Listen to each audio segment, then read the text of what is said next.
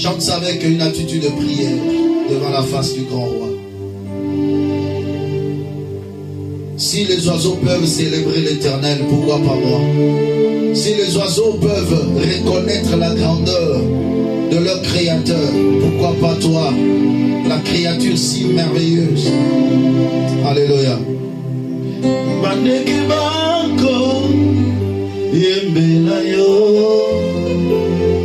Est-ce que quelqu'un peut manifester sa gratitude devant l'Éternel? Son amour, sa compassion, sa miséricorde. Dieu est miséricordieux. Il fait grâce à qui il veut. Alléluia. Alléluia. Dis à Dieu, Seigneur, me voici dans ta présence. Je viens dans ta présence pour te célébrer. Chantez.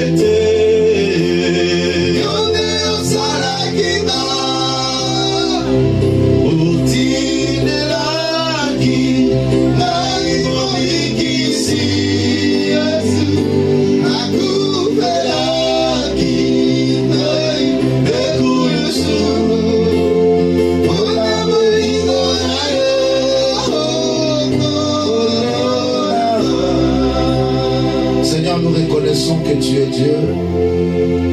Nous reconnaissons ta toute-puissance, ton amour, ta miséricorde, ta compassion. Bénissons ces instants. Nous prions pour que tu sois des nôtres, que tu nous enveloppes de ta sainte présence, et que tu nous bénisses, que tu nous visites. Au nom de Jésus. Amen. Acclamez pour la gloire du Seigneur. Non, vérifie que tu es en train d'acclamer. C'est pour la gloire de Dieu que tu acclames. Pas pour une personne. Acclamez encore très fort pour la gloire de Jésus-Christ. Saluons-nous les uns des autres. Déclare une parole de bénédiction pour ton frère, ta soeur. Dis-lui que tu es béni parce que tu es là cet après-midi. Que le Seigneur vous couvre de sa grâce et de sa faveur. Nous allons terminer notre session d'enseignement sur la délivrance. Et aujourd'hui, je veux parler sur l'importance d'avoir un esprit supérieur. Parce que le dimanche passé, je parlais de être plus puissant en esprit pour sa délivrance. Et je continue dans cette même optique. Être plus puissant en esprit pour vivre et expérimenter sa délivrance. Je reprends mon introduction rapidement. Nous avions dit que c'est que nous sommes que le résultat d'un fait spirituel. Et dans la loi de la nature, c'est le spirituel qui gouverne le physique. Aucun jour, le physique peut avoir l'autorité sur le spirituel. Parce que c'est une loi qui a été établie. C'est le spirituel qui gouverne le physique. Et ce que nous sommes physiquement n'est que le résultat d'un fait spirituel. Mais dans le spirituel, il y a deux royaumes. Il y a le royaume des ténèbres qui est conduit par le diable, servi par ses acolytes appelés les anges déchus, aujourd'hui appelés les démons. Ce royaume est caractérisé par la haine, par l'injustice, par le mensonge et par le mal. Ce royaume travaille pour la destruction de l'humanité. Et de l'autre côté, nous avons le royaume de lumière, conduit par notre Seigneur Jésus-Christ. Il est servi par ses saints anges. Ce royaume est caractérisé par l'amour, la vérité, le bien, la justice. Ce royaume travaille pour le progrès et pour le bannissement de la vie de l'homme. Ainsi, chaque chrétien doit comprendre qu'il est face à ces deux royaumes qui exercent leur influence sur sa vie. Ce que tu es physiquement, ce soit le résultat de l'influence du royaume des ténèbres, ou soit c'est le résultat de l'influence du royaume des lumières. Un enfant de Dieu doit savoir comment s'équilibrer par rapport à sa vie. Il nous est demandé d'avoir une affinité avec le royaume de lumière. Mais vous devez savoir, par la manière d'agir, le royaume des ténèbres n'a pas besoin d'une permission pour intervenir dans la vie d'un homme.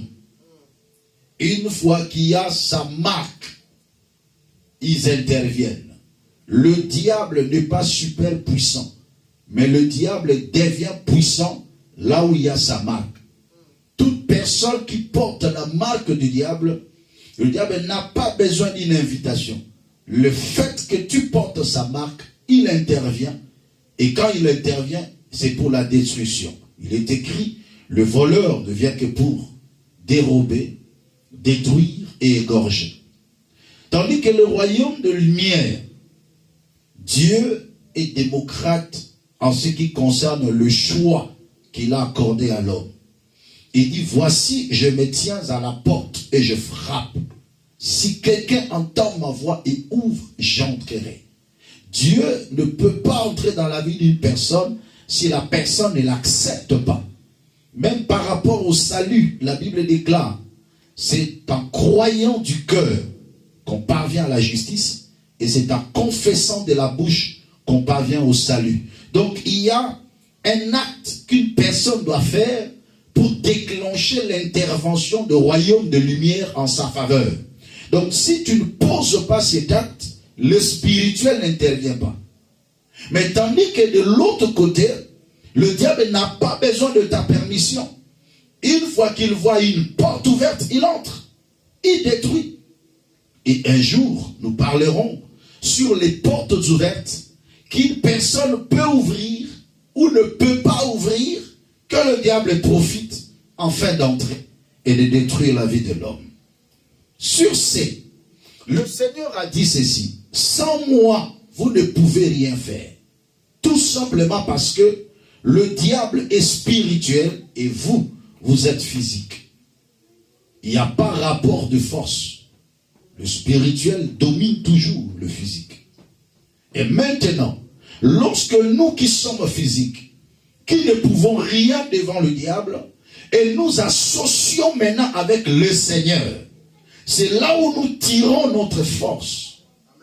Il est écrit, avec Dieu, nous ferons des exploits et il écrasera nos ennemis. Ce n'est pas toi qui écrases l'ennemi, mais c'est Dieu qui écrase tes ennemis.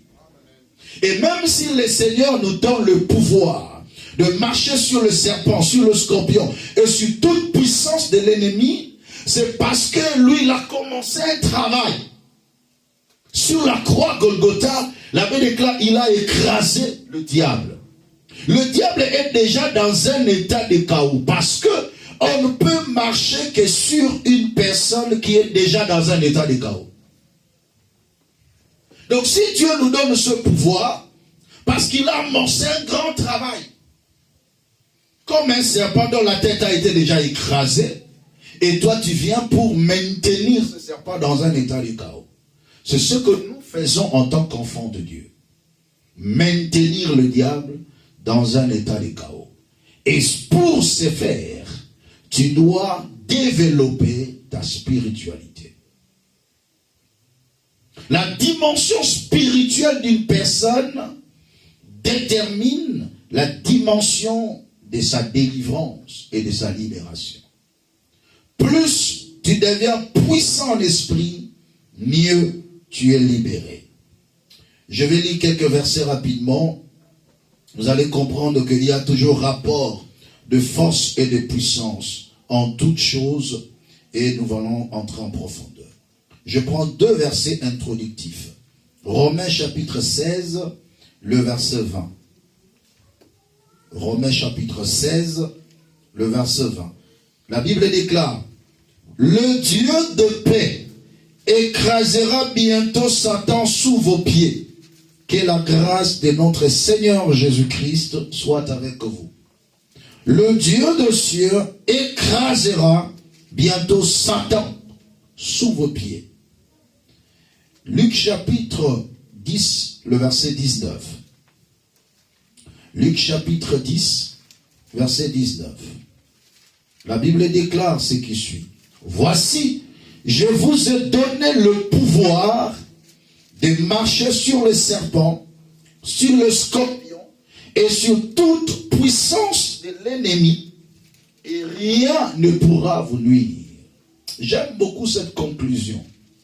Voici, je vous ai donné le pouvoir de marcher sur les serpents, sur le scorpion, sur toute puissance de l'ennemi. Donc, même pour maintenir le diable dans un état chaotique, il faut que le Seigneur te donne le pouvoir.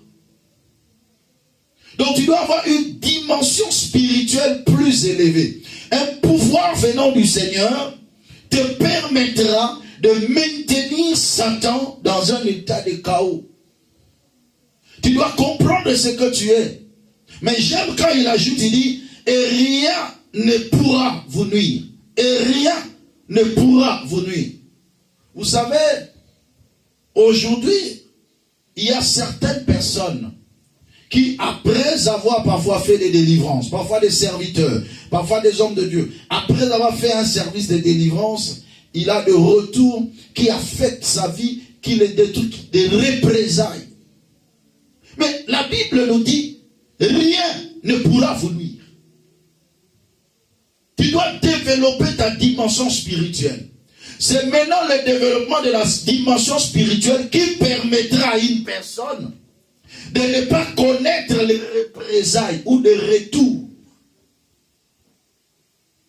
Oh non, j'ai travaillé, mais j'ai des retours. J'ai chassé des démons, j'étais en retraite, mais j'ai des retours. Mais non, comment quelqu'un était en retraite et il a des retours qui l'affectent? C'est parce qu'il n'a pas développé sa dimension spirituelle. Aujourd'hui, je veux réveiller un peu votre esprit. Parfois, le diable devient puissant dans la vie de plusieurs, mais qui prient Dieu, qui servent Dieu. Et aujourd'hui, tu vas comprendre quelques réalités. Le diable peut maintenir quelqu'un dans les liens pendant beaucoup de temps. Mais tu dois connaître que c'est ta dimension spirituelle qui te permettra de vaincre, quelle que soit la gravité de la situation. Il y a un rapport de force, même dans le domaine de l'esprit. Vous savez, la Bible déclare, un jour il y avait guerre dans le ciel. L'armée de Michael combattait Lucifer. Mais la Bible déclare, Michael était le plus puissant et il a précipité le diable sur la terre. Pour dire que le diable aussi est puissant. Mais Michael était le plus puissant. Aussi longtemps que ceux qui te combattent ont un esprit supérieur vis-à-vis de toi, tu seras toujours leur sujet. Un enfant de Dieu doit arriver à un niveau de développer sa dimension de l'esprit. Comme je vous avais dit le dimanche passé, si celui qui te maudit a un esprit supérieur que toi, même s'il n'y a pas de cause, cette malédiction t'affecte. Nous avions vu comment Josué avait maudit Jéricho. Hier de Bethel est venu. Il rebâtit Jéricho, mais il a vécu les conséquences de la malédiction de Josué. Mais cependant, il venait de Bethel, de la maison de Dieu. Mais il a vécu ces choses. Il a perdu 2 de ses enfants parce qu'il a rebâti Jéricho à cause de la parole que l'homme de Dieu avait parlé. C'est lui qui rebâtira ces Jéricho, posera les fondements au prix de son premier-né. Et il posera les portes au prix de son second. Et quand Hiel est venu, il bâtit la ville. Il a perdu Abiram, son premier-né. Pendant qu'il posait les portes, Ségoub, son plus jeune fils, est mort.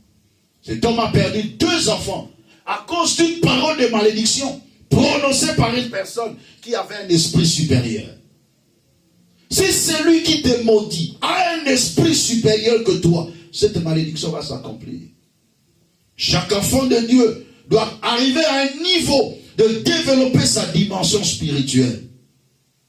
Si le diable a attaqué David, l'homme selon le cœur de Dieu, dans 1 Chronique chapitre 21, le verset 1, il est écrit, le diable s'éleva sur Israël. Il excita David à faire le dénombrement d'Israël.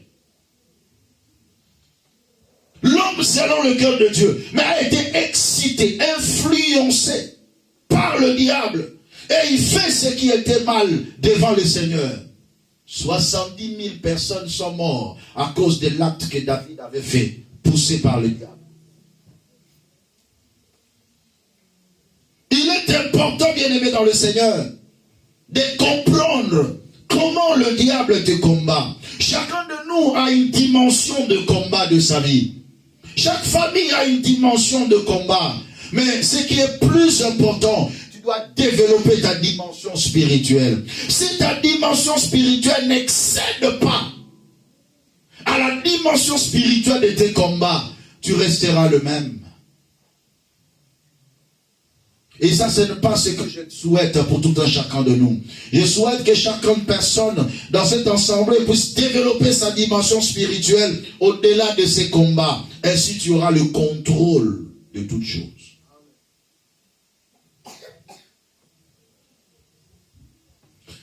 Pierre dormait à côté de Jésus. Dans Luc chapitre 22, le verset 31 à 32. Mais le diable n'a pas eu peur de venir le réclamer. Luc chapitre 22, verset 31 à 32. Le Seigneur dit, Simon, Simon, Satan vous a réclamé pour vous cribler comme le froment. Mais je priais pour toi, afin que ta foi ne faillisse point, ne défaille point. Et toi, quand tu seras converti, affermis tes frères. Et toi, quand tu seras converti, affermis tes frères. Donc pour dire que la dimension spirituelle de Pierre n'était pas encore arrivée pour faire face à la réclamation du diable. Il a fallu l'intervention du Seigneur. Est-ce que quelqu'un est en train de comprendre? La dimension de l'esprit doit être au-delà de tes combats, au-delà des esprits qui viennent te combattre. Il dormait à côté du Seigneur. Mais le diable est venu pour le réclamer, pour le cribler. Parce que sa dimension spirituelle n'était pas encore plus élevée. Mais le Seigneur a intercédé en sa faveur. Mais il dit, quand tu seras converti. En réalité, on ne peut pas parler de la conversion pour Pierre. Alléluia. Parce qu'il n'était pas païen. Il était à côté de Jésus. Il a crié au Seigneur. Mais qu'est-ce que le Seigneur voulait vraiment l'enseigner? C'est par rapport à une dimension de l'esprit, une dimension spirituelle. C'est-à-dire, lorsque tu vas augmenter ta dimension de l'esprit, c'est alors que tu vas affermir tes frères. Beaucoup de gens sont dans un stade où les démons qui les combattent, les démons de famille sont plus géants, sont plus grands que lui. Bien-aimé dans le Seigneur, il est temps que chacun réalise à quelle dimension les démons de ma vie viennent m'attaquer et comment je dois développer ma capacité spirituelle afin de faire face à ces esprits et pour remporter la victoire. On pouvait dire, mais le diable, est-ce que tu ne vois pas, Jésus est là? Dans le jour de sa chair, le diable est venu à côté de lui. Pour nous dire, la dimension spirituelle est très compliquée. Ne blague pas avec le diable, ne blague pas avec la dimension spirituelle. Ton attachement avec le Seigneur permettra que l'Éternel intervienne en ta faveur. Je disais, chacun a ses combats, chaque famille a ses réalités. Mais tu dois développer ta dimension spirituelle afin de comprendre et de connaître ces combats ou tes combats et se fortifier en esprit afin de grandir en esprit. Qu'il plaise à Dieu, je vous parle un peu de David avant d'entrer en plus en profondeur de cet enseignement. Je vous disais tantôt que David était un homme selon le cœur de Dieu, mais tout au long de son parcours, il rencontrait des personnes, des esprits qui à cette époque-là étaient plus forts que lui. Écoutez ce qu'il dit. Dans Psaume chapitre 37, le verset 25. Psaume chapitre 37, le verset 25. La Bible déclare, j'ai été jeune et je vieillis, et je n'ai point vu le juste abandonné, ni sa postérité mendiant son pain. Je suis venu dire à quelqu'un, quelle que soit la grandeur et la puissance de tes ennemis, Dieu ne t'abandonnera pas. Je commençais d'abord par là, pour rafraîchir ton esprit, pour apaiser ton cœur. Quelle que soit la réalité ou la grandeur de tes combats, ton Dieu ne t'abandonnera pas. Le Dieu qui n'a pas abandonné Pierre, il ne t'abandonnera pas, parce que tu es avec lui. Allons-y maintenant comprendre. Je suis dans Psaume 66. Psaume 66, le verset 12.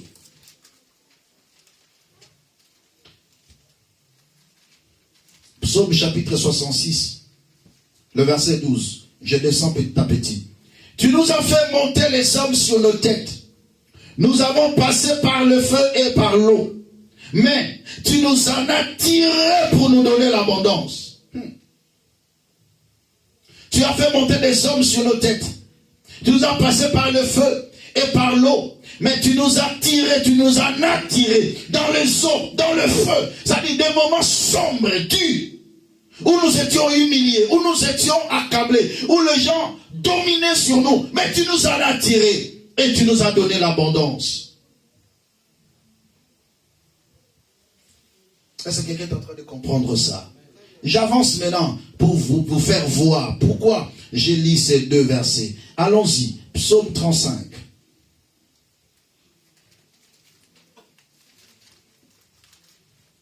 Pour votre méditation, lisez tout le Psaume 35. Vous allez comprendre beaucoup de choses là-dessus. Vous allez comprendre beaucoup de choses. Éternel, défends-moi contre mes adversaires. Combat ceux qui me combattent. Saisis le petit et le grand bouclier et lève-toi pour me secourir. Brandis la lance et le javelot contre mes persécuteurs. Dis à mon âme, je suis ton salut. Qu'ils soient honteux et confus tous ceux qui en veulent à ma vie. Qu'ils reculent et rougissent ceux qui méditent ma perte. Qu'ils soient comme la balle emportée par le vent et que l'ange de l'Éternel les chasse. Celui qui est en train de dire tout ça, il avait l'onction sur lui.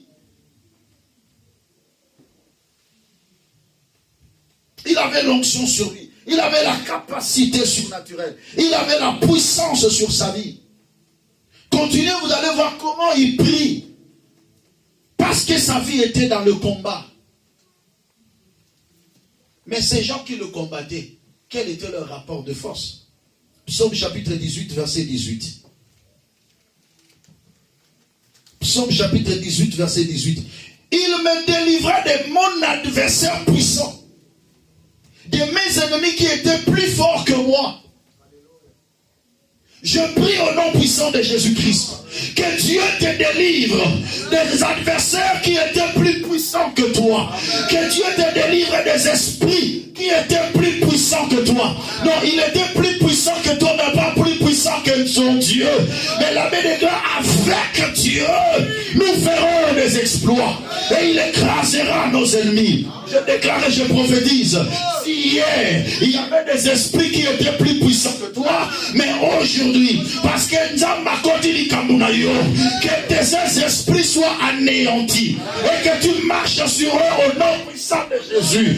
Car petits enfants, ne les craignez point. Vous les avez vaincus. Celui qui est en vous est plus fort, est plus grand que celui qui est dans le monde.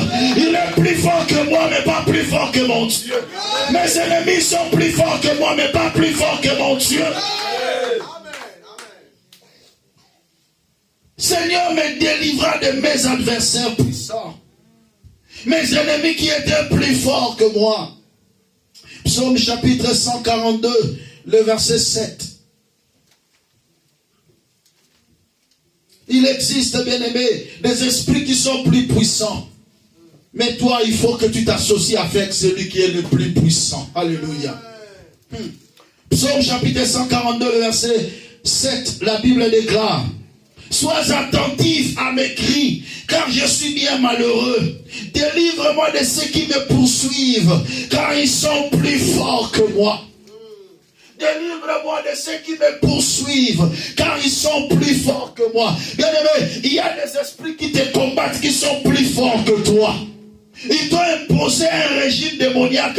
Tu sens que ce caractère est plus fort que toi. Tu ne peux pas abandonner ça. Ils t'ont lié dans le péché. C'est plus fort que toi. Tu ne peux pas t'en débarrasser. Tu as certaines habitudes que tu ne peux pas t'en débarrasser parce que derrière chaque mal, il y a un esprit. Derrière chaque mal, il y a un démon qui est tellement plus fort que toi. Parfois tu pries, tu chaînes pour ce problème. Ça ne marche pas.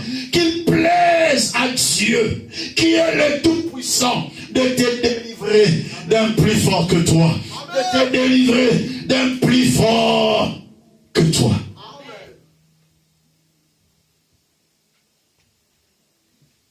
Sois attentif à mes cris. David avait reconnu qu'il y a des esprits qui sont plus forts que moi. Paul aussi, dans ses discours, il avait reconnu cela. Lorsqu'il disait, le mal que je ne veux pas, c'est ce que je fais. Mais le bien que je veux, je ne le fais pas. Et je sens qu'il y a une loi dans mon cœur. Pendant que je veux le bien, mais le mal s'attache à moi. Il dit, misérable que je suis, qui me délivrera? Que Dieu te délivre de ce caractère qui est plus fort que toi.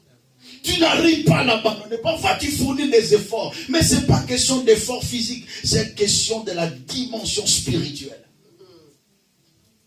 Il y a certains caractères qui ne peuvent être tombés que quand tu montes dans une dimension de l'esprit. Il y a d'autres habitudes qui ne peuvent être tombées que quand tu grandis encore en esprit.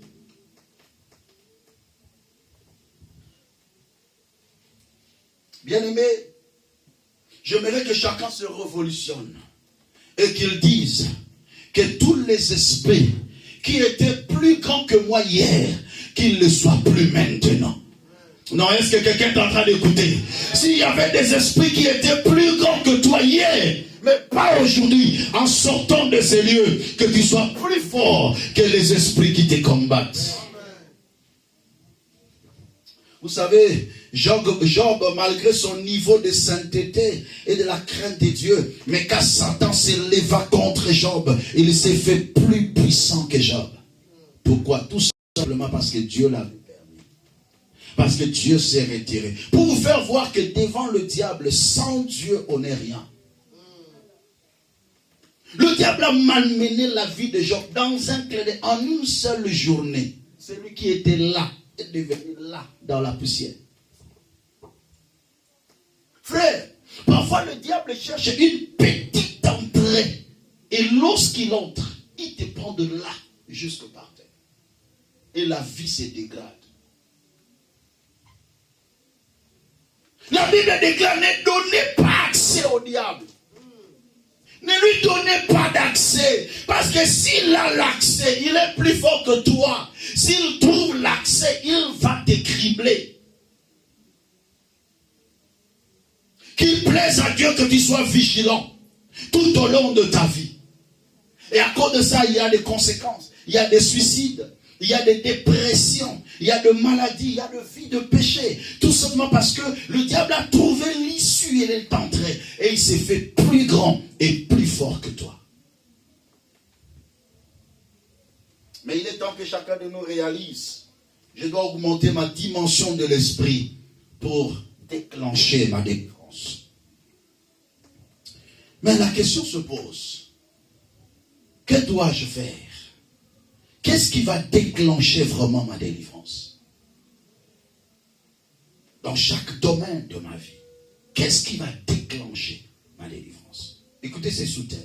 La délivrance se déclenche lorsqu'on devient grand. Est-ce que tu peux répéter cette phrase à ton frère qui est à côté de toi? Dis-lui. La délivrance se déclenche lorsque tu deviens grand. Hébreux chapitre 11, le verset 23 à 27. Hébreux chapitre 11, le verset 23 à 27. Quand est-ce que ma délivrance sera déclenchée? Je vous donne l'exemple des peuples d'Israël. Dieu avait parlé à Abraham. Il dit, ta descendance ira en captivité dans un pays qui ne sera pas de leur. Après 4 générations, 4 siècles, 400 ans, ils sortiront de là pour revenir à Canaan, car l'iniquité des Amoréens ne sont pas encore à leur comble. Et vous avez parlé de ça un jour, que l'Éternel préparait Canaan pour Israël. Mais Dieu avait prévu 400 ans en Israël. Après, le peuple devait sortir. Mais le plus grand problème, qui va déclencher la délivrance de ce peuple? Et qu'est-ce qui va déclencher la délivrance de ce peuple? Est-ce que vous êtes avec moi? Regardez-moi, soyez concentrés. Pose la question à ton frère, qui va déclencher ta délivrance? Qui va déclencher ta délivrance? Vous savez que le peuple d'Israël en Égypte, ils étaient habitués à être esclaves.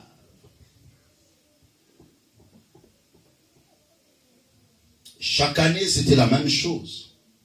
La Bible déclare, il s'éleva en Égypte un pharaon qui n'avait point connu Joseph. Et il dit, voici ce peuple devient de plus puissant que nous.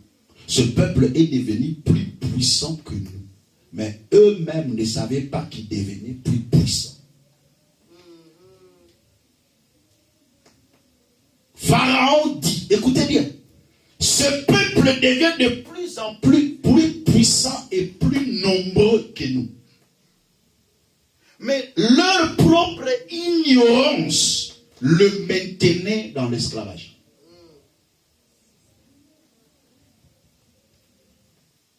Écoutez. Hébreux 11, verset 23 à 27. C'est par la foi que Moïse, à sa naissance, fut caché pendant 3 mois par ses parents, parce qu'il vit que l'enfant était beau et qu'ils ne craignirent pas l'ordre du roi. Tout commence par là. Un esprit entra dans les parents de Moïse. Lors de sa naissance, c'était l'époque où on a ordonné de tuer tous les enfants mâles qui naissaient. Parce que le peuple devenait de plus en plus nombreux. Et on devait tuer les mâles. Parce que les mâles ont la sémence de perpétrer et de continuer à se multiplier. Mais à la naissance de Moïse, une pensée de la révolution monta dans l'esprit de Jochebed et de son mari.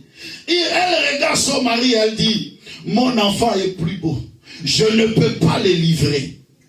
En ce temps-là, quelqu'un qui se révolutionne et fait face à qui? À Pharaon. Le plus puissant ce temps-là dans l'humanité. Mais une petite famille, ils ont compris. On doit refuser de donner notre fils. Et ils ont caché l'enfant. C'est cet esprit-là qui est entré en Moïse. Et le verset 24, c'est par la foi que Moïse, devenu grand, dis après moi, devenu grand. N'êtes pas ici. Dit devenu grand. C'est par la foi que Moïse, devenu grand, refusa d'être appelé fils de la fille de Pharaon. Aimant mieux être maltraité avec le peuple de Dieu que d'avoir pour un temps la jouissance du péché. Regardant l'opprobre de Christ comme une richesse plus grande que le trésor de l'Égypte, car il avait les yeux fixés sur la rémunération. C'est par la foi qu'il quitta l'Égypte, sans être effrayé de la colère du roi, car il se montra ferme, comme voyant ce qui est invisible. Parole du Seigneur. On dit c'est par la foi que Moïse est devenu grand. Parce que vous savez bien l'histoire de Moïse, je ne vais pas entrer en profondeur là. Mais Moïse était appelé le fils de la fille de Pharaon. Parce que la fille de Pharaon a adopté Moïse, selon le plan de Dieu. Grandi dans la maison de Pharaon. Mais il n'était pas égyptien, mais on l'appelait égyptien. Mais la Bible déclare, Moïse est devenu grand. Si on continue à appeler Moïse égyptien, c'est que Moïse est de l'Égypte, mais pas d'hébreu. Cependant, la Bible dit que lorsque Moïse a compris qu'il n'était pas égyptien, qu'il était hébreu, il a porté l'identité des Hébreux sur lui. Qu'est-ce qui s'est passé par là? Devenir grand, la première des choses, c'est atteindre l'âge de la recherche.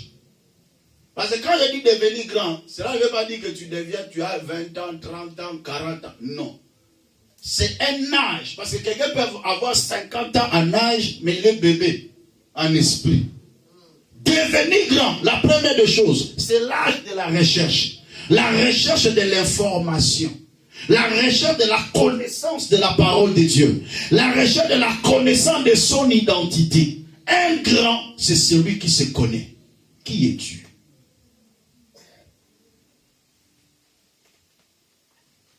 Pose la question à ton frère. Qui es-tu? Moïse est devenu grand. Il a fait des recherches. C'est la première des choses, c'est ça. L'âge de la recherche. Un enfant de Dieu ne peut pas commencer à voir les circonstances négatives s'écouler dans sa vie et rester là silencieuse sans pour autant faire des investigations. Je ne dis pas des investigations d'aller chercher des devins pour te dire qu'est-ce qui se passe dans ta vie. Mais les investigations sur ton identité par rapport à la parole de Dieu. Qu'est-ce que Dieu dit de moi? Qui suis-je? Mais à tous ceux qui l'ont reçu, à ceux qui croient en son nom, sont devenus enfants de Dieu. Donc, tel que je suis là, je suis enfant de Dieu. L'Esprit lui-même rend témoignage à notre esprit que nous sommes enfants de Dieu. Et si nous sommes enfants, nous sommes aussi héritiers. Donc dès que je suis là, je suis héritier de Dieu. L'âge de la recherche. Si je suis héritier maintenant, quelles sont ma possession, ma part? Colossiens 1:12. Rendez grâce au Père qui vous a rendu capable d'avoir part à l'héritage de ça. Qu'est-ce que je n'ai pas? Mais ça se trouve dans mon héritage. Ça, c'est l'âge de la recherche. Tu ne passeras pas ton temps en train de pleurer, mais tu passeras ton temps en train de découvrir ton identité et ce qui est lié à ton identité. Parce qu'à chaque identité est lié à un héritage. Si je suis fils de Dieu, c'est qu'il y a un héritage qui est attaché à moi. Voilà pourquoi le jour où l'enfant prodigue revenait auprès de son père, il se disait en lui-même, je ne suis plus digne d'être appelé le fils de cet enfant. Pourquoi? Parce que j'avais déjà pris mon héritage. À l'identité d'un fils est attaché un héritage. Donc comme j'ai déjà pris mon héritage, c'est que je suis plus digne. Voilà pourquoi il le disait, je ne suis plus digne. Mais au moins je vais être un salarié pour toucher non pas l'héritage, mais un salaire. Mais quand il revient, le Père dit, on ne peut pas changer l'identité. Bien-aimé dans le Seigneur, excellent enfant de Dieu, même si tu changes le nom, mais ton identité, tu ne peux pas le changer. On l'appelait Moïse hébreu, mais dans son identité, son ADN, il était un hébreu, il n'était pas un Égyptien. Et lorsqu'il a connu ça, la pensée, quand on est grand, on connaît son identité et on connaît les choses qui s'attachent à son identité. Il a posé la question en disant, il a consulté l'esprit en disant, alléluia, il était poussé par le Saint-Esprit. Il consulte l'identité des Hébreux et il consulte l'identité des Égyptiens. Et il réalise que dans l'identité d'Hébreu est attaché à un Canaan. Est-ce que je suis en train de parler à quelqu'un là? À l'identité d'un Hébreu est attaché quoi? Le Canaan, la terre promise. Mais à l'identité de l'Égyptien est attaché quoi? La mort de premier-né. Parce que Moïse était le premier-né. Étant adopté, quand on adopte quelqu'un, il devient ton enfant. La fille de Pharaon a adopté Moïse. Et Moïse était le premier-né de la fille de Pharaon. Donc, lorsque le fléau devait souffler pour tuer le premier-né des enfants d'Israël, Moïse était concerné. Quelqu'un est en train de comprendre? Moïse était concerné. Donc, si Moïse n'avait pas refusé cette identité, il allait mourir plus tard. Mais il s'est dit, non. Je m'attache à cette identité d'hébreu. Même s'ils sont esclaves aujourd'hui, mais demain ils seront grands. Oh, ne me regarde pas par rapport à mon aujourd'hui. Regarde-moi par rapport à demain. Ce que je serai demain n'a rien à voir avec ce que je suis aujourd'hui. Le jour de ma délivrance, ma vie va prospérer. Ma vie va avancer. J'irai encore plus loin. Coca-Cola n'a pas pour la lélo nangaï. Monanga lobby. Identité on les a les lobes esclaves. Mais identité n'a pas moi lobby et ça ma propriétaire. Il refusa d'être appelé fils de la fille de Pharaon. Deuxième chose, c'est l'âge de la maturité. La maturité maintenant, c'est le fait de concilier l'identité à la réalité. Je vous amène là où va prophétiser votre délivrance. Après avoir maîtrisé son identité, je connais ce que je suis, alors je dois maintenant grandir en maturité. Je commence à faire les conciliations entre mon identité et la réalité que je suis en train de vivre. En tant que fils de Dieu, qu'est-ce que je devais faire? Qu'est-ce que je devais vivre? Quelles étaient mes possessions? Mais qu'est-ce que je vis aujourd'hui? Tu es en train de faire la conciliation de l'identité à la réalité. C'est ce que l'enfant prodigue avait fait. Lorsqu'il est rentré en lui-même. Mais moi, je ne peux pas souffrir ici. Je ne peux pas manger les carouges avec le pourceau. Mais non, ce n'est pas possible. Dans la maison de mon père, il y a le pain en abondance. Même les serviteurs dans la maison de mon père ne manquent de rien. Qu'est-ce que je fais ici? Il est en train de faire la conciliation entre son identité. Il dit bien, dans la maison de mon père, il y a tout. Mais qu'est-ce que moi je fais ici? Pourquoi je dois enfamer? Bien aimé, ça c'est la prise de conscience qui doit monter dans nos cœurs. Moi je suis enfant de Dieu. Mais qu'est-ce que je vis là? C'est cette vie que je vis. Mais non. Moi, enfant de Dieu, en train de commettre l'adultère, mais qu'est-ce que je fais là? Ça, c'est pas mon identité. En train de commettre le péché, en train de vivre cette situation, cette pauvreté, ce blocage. Moi, enfant de Dieu. Non. Ça, c'est la maturité. Je grandis en maturité. Je deviens grand. Quand on est grand, on a la maturité. Et la maturité, c'est la capacité de concilier l'identité à la réalité. Ce que je suis et ce que je fais. Ce que je suis et ce que je vis. Y a-t-il un rapport? Non. Alors, troisième dimension maintenant va se révéler. Devenir grand, c'est l'âge de la révolution. La révolution, c'est le fait de refuser une vie qui ne cadre pas avec ton identité. Toute vie qui ne cadre pas avec mon identité, je le refuse. Moi, enfant de Dieu, pauvre, non, je refuse ça. Moi, enfant de Dieu, adultère, pécheresse, ivrogne, non, ça ne cadre pas avec moi. Je refuse ça. C'est ce qui va m'entraîner maintenant dans le processus de la libération. La nature elle-même ne vous enseigne-t-elle pas? Montrez-moi quel est le pays qui a connu sa libération ou son indépendance sans la révolution. Même le monde nous enseigne. On ne peut pas te donner ton indépendance si tu n'es pas révolutionné. Parce que la personne qui te colonise a besoin d'être toujours là pour te coloniser. Mais lorsque tu reconnais que je suis un peuple souverain, c'est alors que tu te lèveras. C'est cette révolution que j'ai besoin de voir dans les esprits des gens ici.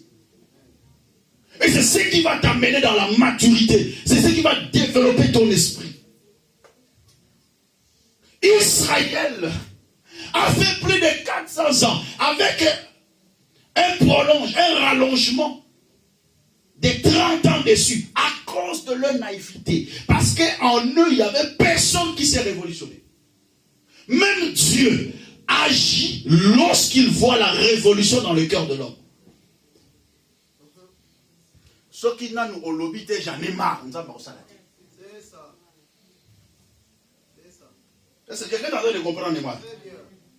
Il y a des choses qu'il faut arriver à dire non, j'en ai marre de cette situation. Je ne veux plus cette situation. Je ne veux plus continuer à vivre ainsi. Ma vie doit changer. Je dois me stabiliser. Je dois avancer. Ça, c'est pas ma vie. C'est cette révolution que je veux voir dans votre esprit pour permettre Dieu d'agir. Ainsi, le jour où Moïse se promenait, il venait tout de temps en temps regarder ses frères. Comment ils souffraient. Un jour, il a vu un Hébreu qui se faisait battre par un Égyptien. Non, le sentiment de la révolution. Makile Gandhi, frère. L'homme se fait Makile Ganga. C'est ça. Au tali la situation, mais pas Makile Gandhi. Viol Yangati. Alléluia. C'est cette révolution-là. Il s'est mis à la place de cet Hébreu qui se faisait battre. Il se disait, c'est moi qui se fait battre là. Et je ne peux pas tolérer ainsi. La révolution montait son esprit. La Bible déclare, il se jeta sur l'Égyptien. Il le frappa et le tua. Du haut des cieux, Dieu était en train de regarder. Dieu approuve. En disant Amen. Moutouna Lukaka.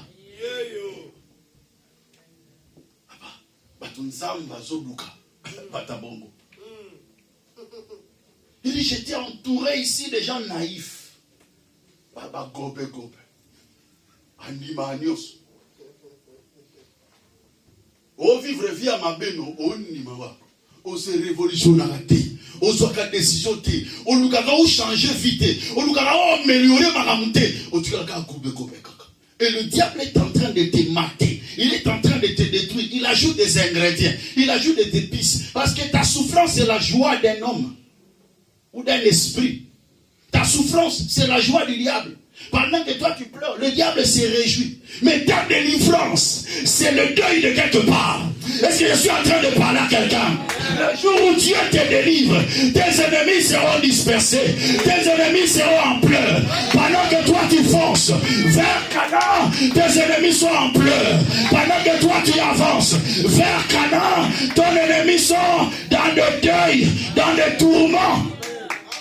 Qu'il plaise à Dieu de te délivrer, afin qu'il y ait la joie dans ton camp et le malheur dans l'autre camp. Amen. Et ça, la bansu va l'ingaka, on est la réunion. Magamba, on est la paix, si la nangu. Au nom de Jésus-Christ, tu ne vas plus pleurer. C'est le temps de la révolution. Un révolutionnaire ne pleure pas. Un révolutionnaire, il pose des actions. C'est le moment de poser les actions.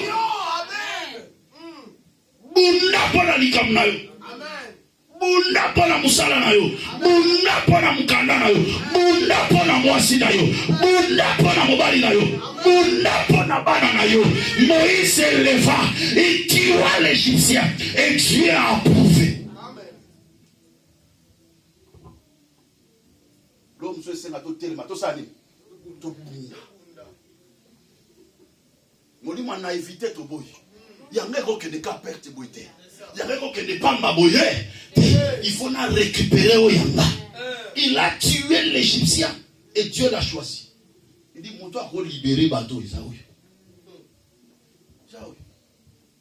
Est-ce qu'aujourd'hui Dieu peut te choisir pour la libération de ta famille? Est-ce que Dieu peut te choisir pour la libération de ton foyer? Est-ce que Dieu peut te choisir pour la libération de ta propre vie? La révolution. Tu sais, le contraire de la révolution. Écoutez-moi bien, je vais terminer.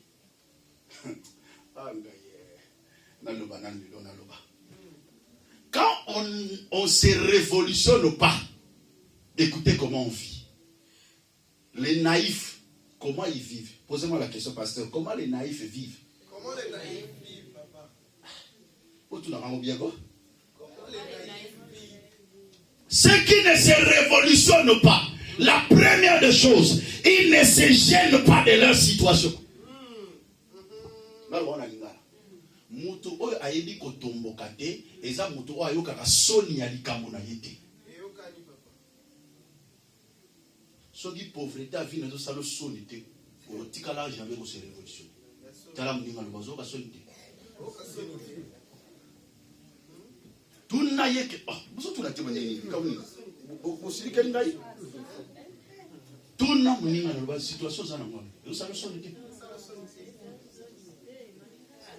Si on est incapable de se gêner de sa situation, on ne sera jamais un révolutionnaire. Un révolutionnaire, il se gêne de sa médiocrité. Oh ben comme il peut si gamo boy, na kingai pena mais na situation na nango, na mone simba te, e bala na te. E mo sa na soni.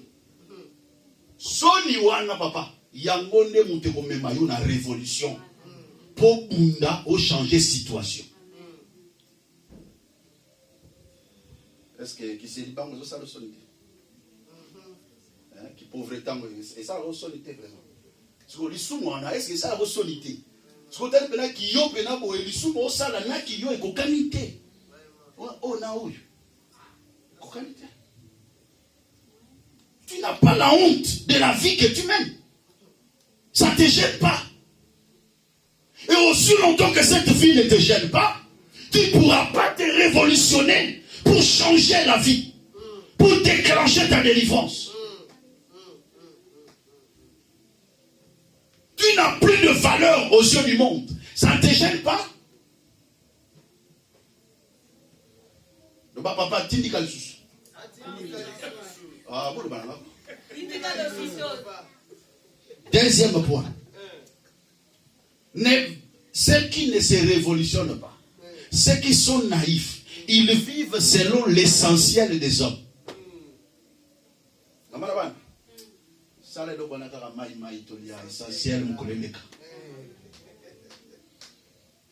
papa, tu as fait essentiel. Nous vivre mes vies lignes. Quand tu restes dans cette position, essentiel que. Donc tu te contentes même de la médiocrité. Tu ne pourras jamais te révolutionner. Et là, la délivrance ne viendra pas. La délivrance, c'est ma prière. Ça m'a envoyé au Amen. Pour exemple, l'homme au Sambela, mais délivrance est yate. Et c'est dans ma camusou, Bongwe et Baluka. Bongwe changé. Nous sommes ma prière, nous sommes là, yoka makambo, na beto masasero. Pesanga mena vase. Loba nandeko na loba makambo essentiel là où izate. Photo luka ya malam.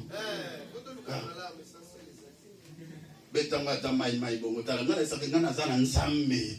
Betanga mai essentiel mukoleli. Ozo konta penza na ba bêtise na. Loba pena mama au moins lozo lamba dans la situation là ngaba na sepela na muti. Aja to liang le lo mais lobi to liang musuti. Amen. Est-ce que l'on essentiel mukoleli? Non. Est-ce que je peux avancer encore? Troisième point.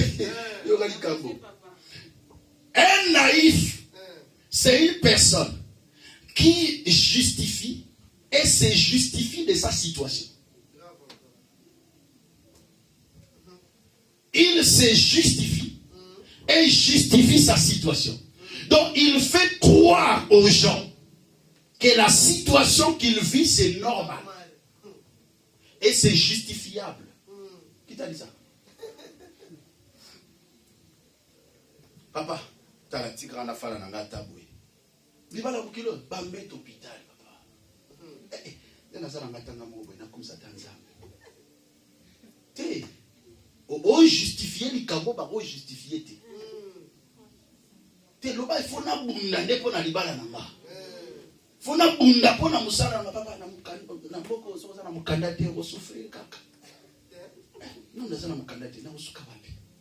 Té ko justifier biso état na yote.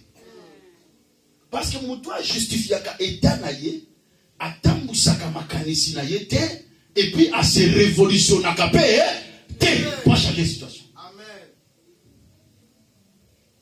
Comment tu arrives à justifier toujours ta situation? Comment ça? Papa, Koliana, moi c'est Koliana Ndoki. Ah! Tikara tanga mokoboy. Té, loba na biso bien. Loba bien. Que ngani nazao nazana bitumba famille. Limité na bala. Kuya ko justifier biso té. Parce que lorsque tu justifies une situation qui est négative, automatiquement tu t'affaiblis en esprit et tu ne feras pas des efforts pour ta propre délivrance. Tu ne feras pas des efforts. Beaucoup de gens sont restés dans un état de chaos parce qu'ils voyaient normal ce qui leur arrivait. Non. Dernière phrase. On ne s'habitue pas dans la médiocrité. On ne s'habitue pas dans la souffrance. Dans ce monde, un seul a été appelé homme de douleur. C'est Jésus. Amen. C'est pas tout. Amen. Attends la Bible dans mon communauté. Que oh André, homme de douleur. Oh Juliette, habituée à la souffrance. Un seul est homme de douleur. Jésus-Christ. Toi, tu n'es pas homme de douleur. Amen. Toi, tu n'es pas femme de douleur. Amen. Alors il faut que tu sortes de cette vie au nom de Jésus. Il faut que Dieu te délivre au nom de Jésus. Acclamez pour la gloire du Seigneur. Que le Seigneur vous bénisse abondamment. La Bible déclare, n'appelle pas conjuration ce que les gens de ce monde appellent conjuration. N'appelle pas souffrance ce que le monde appelle souffrance. Toi, tu dois avoir une autre façon de voir les choses pour chercher ta délivrance. Lève-toi, on va prier. Tala leona liko sambela nini na no sambela te. Lelo bossa nanga itango sambela bossa na ngenga na pesa sujet prière. Pour ngamo pe na bossa na bino. Loba amen a bien. Amen. Eza makamusu pesa nga soni makasi. Na sombeli nzambe salte na mboko et puis nga soni. Comme l'autre il y a beaucoup de temps à la montre, il faut qu'à ta pour bima ma nous pas côte. Et ça sonne. C'est ça. Berger, oui a vie na bisoté. Amen. La ukei na basali boyi vie na bisoté oui. Amen papa. Ah, bisoté. So photo somme. Amen. Telle ma frère, telle ma to sambela. Telle ma to sambela. Na zo bi sambelo na na obeta na lo sambo na minute. Nta mtazana makambo esa le soni. Esa la yo soni pour lukanzambe. Loba amen à bien. Est-ce qu'on a été voilà. Lève-toi. Commence à dire merci à Dieu pour ce moment merveilleux. Dis merci à Dieu pour cette parole. Prions ensemble au nom puissant de Jésus. Alléluia. Merci pour ta parole. Rakarabashati barasandarabadi. Dieu qui te dise merci. Ikalemo c'était paraboshida Dans ramanani. ce mystère qui a été révélé encore en ce temps. Père, nous te disons merci pour ton Merci amour. pour la parole que nous avons Merci entendue. pour cette grâce. Merci pour cette faveur. Pour cette parole qui nous Merci purifiée, pour cette pensée de révolution qui monte encore dans notre esprit et dans nos cœurs. Rabashete renda rabasaka. Ikalibo sete remede brosanda rabadike. Dis gloire à Dieu pour sa grâce. Merci. Et chacun va recommander à Dieu sa vie, en montrant à Dieu son identité, en disant à Dieu, Seigneur, je suis ton enfant. Je viens m'approcher devant le trône de grâce. Prions tous ensemble. Au nom puissant de Jésus-Christ, alléluia. Seigneur, je suis ton enfant. Je viens m'approcher devant le trône de grâce.